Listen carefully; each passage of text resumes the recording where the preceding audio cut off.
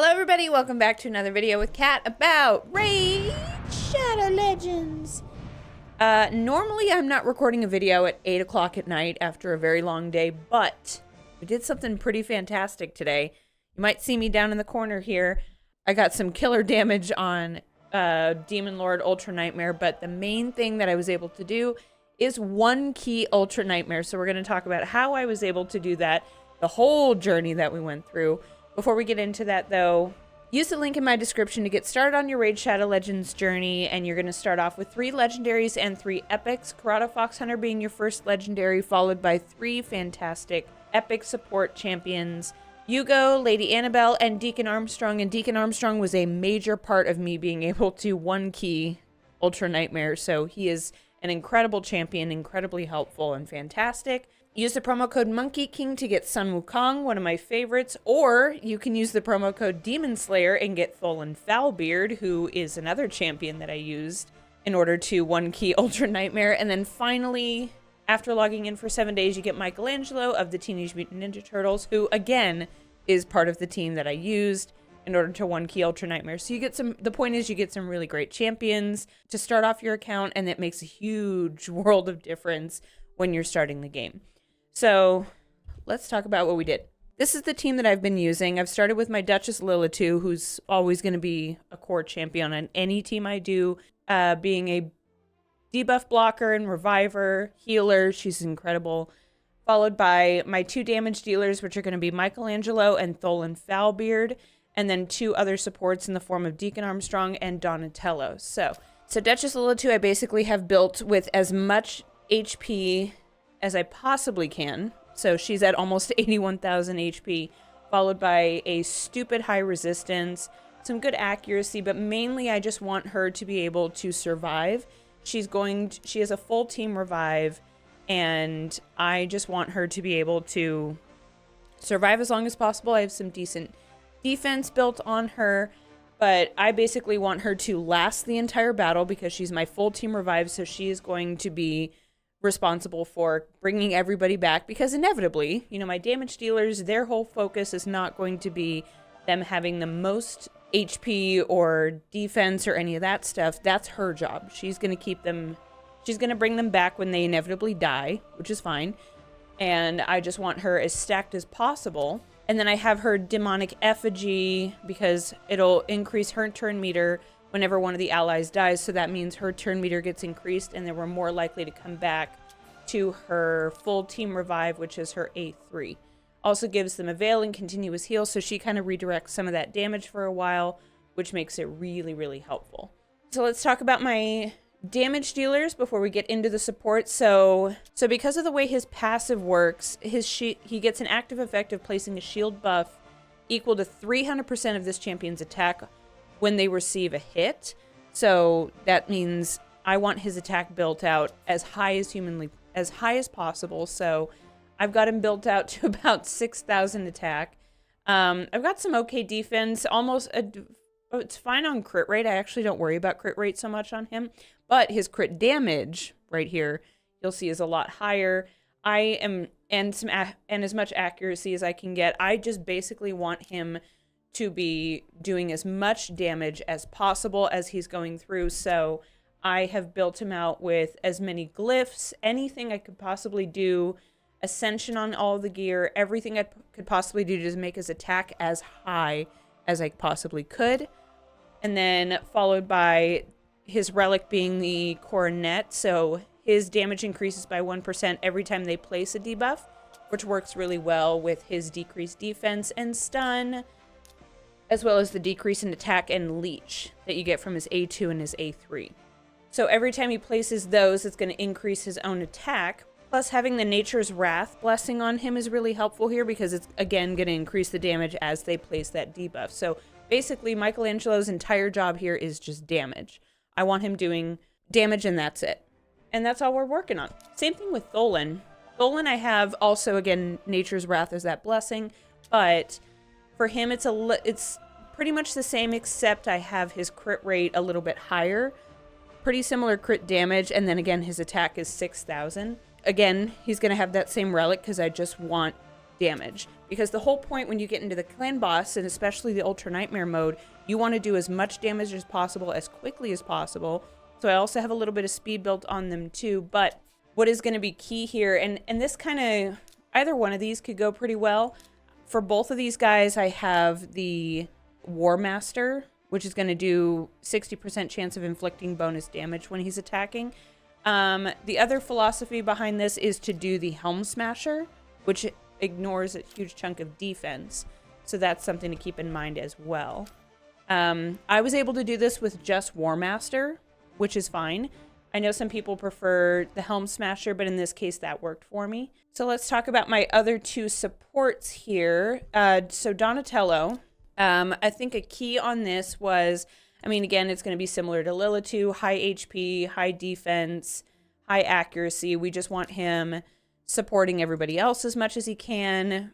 His relic is going to be, his heals and turn meter increase effects are applied by 15%, but he is also really helpful here, especially now. I think what has made the difference recently, one is I switched his blessing over to Brimstone, which gives him a slight, with a 3-star, it's a 30% chance of him placing the smite debuff, which does, in Ultra Nightmare mode, I was watching because I was crazy about it today, 250,000 bonus damage whenever it activates. So that just means he gets to throw in extra damage without him doing anything else.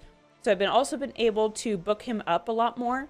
He fills turn meters, he's got continuous heal, he's got strengthen, so it's preventing all the other champions, especially Tholen.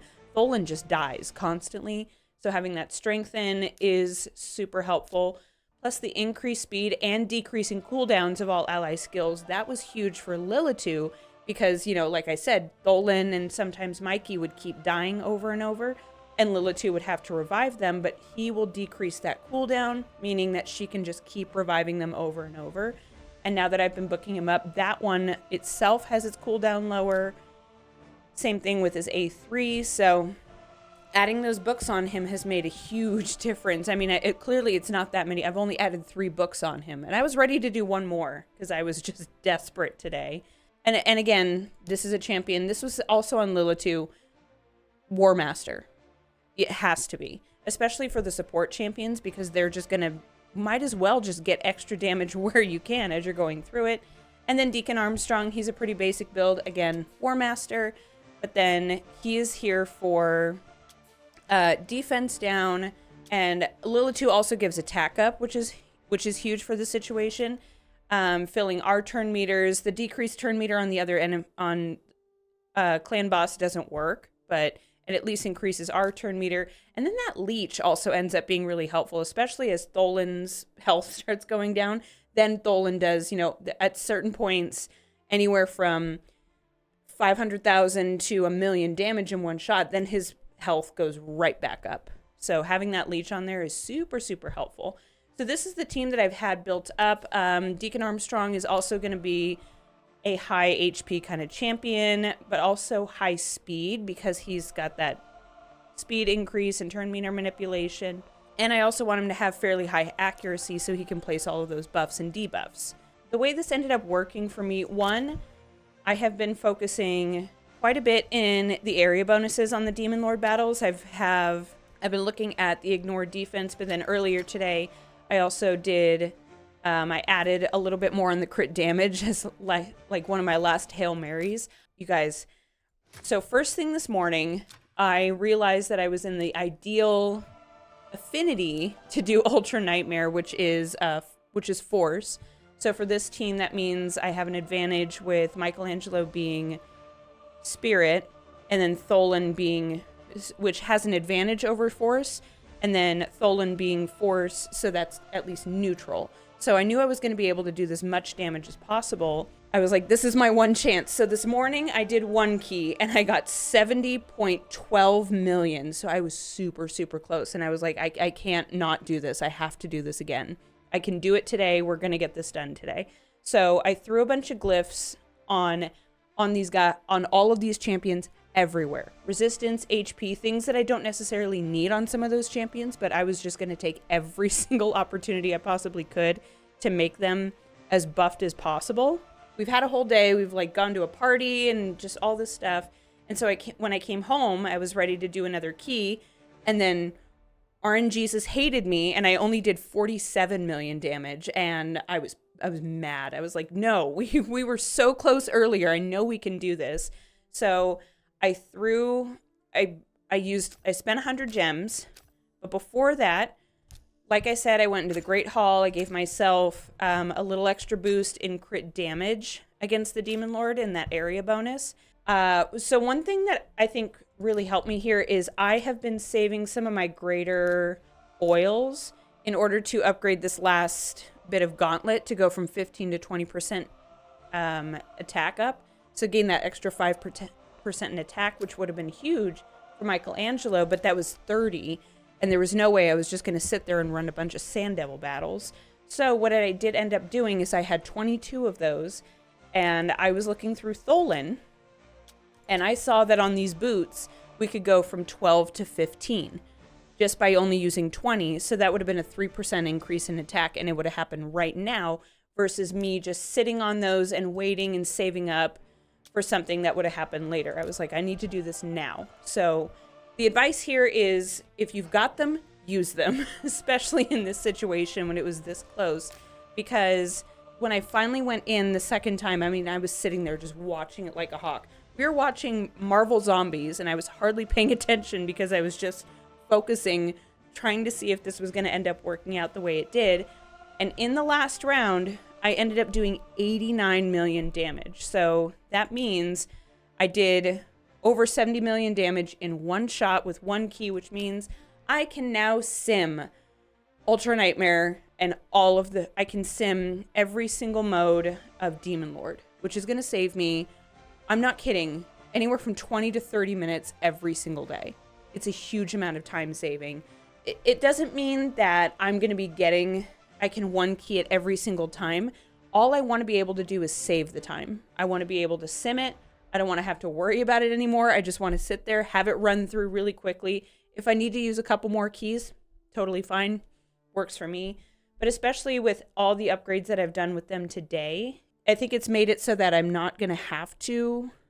probably not ever going to have to do more than 3 keys. I think I may have to 2 key it sometimes, but ultimately, this is just a time saver, and it's going to make the game a lot more enjoyable for me, because then I can just quickly do my Ultra Nightmare and my Nightmare, and if I have an extra key, run through Brutal, and then that just takes me 5 minutes total. Not even, like maybe a minute total if I just run them, because it just sims super fast.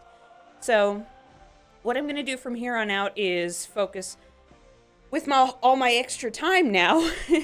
I'm going to be aiming to do the same thing in Hydra, because at this point I can only sim normal and hard mode with 2 very specific teams. So I'm going to start focusing more on making sure that I can do Brutal, and if I can sim Brutal and then hard and then normal, then it'll be perfect, because I'll be able to use all 3 keys and I'll maximize the amount of rewards I get. So let me know down in the comments what you guys think. It's been a crazy journey to work on all of these champions, but that is a build that has worked for me. I know it's worked for other people in my clan as well. And if you haven't already, get started with Raid Shadow Legends by using the link in my description. Get yourself some of the best epics and legendaries to start off your account, a lot of which have helped me tremendously today. And if you want, instead of Sun Wukong, you can get Tholen Foulbeard, who is a huge help for me. The promo code for him is going to be Demon Slayer, but if you still want to get Sun Wukong, his promo code is Monkey King. You can only get one of the 2, you can't get both, so you got to pick one. But since he was featured today, I thought we'd talk about the fact that you can still get Tholen Foulbeard using the promo code Demon Slayer. So that's everything I have. Thank you guys so much for being here, and I will see you in the next video. Bye!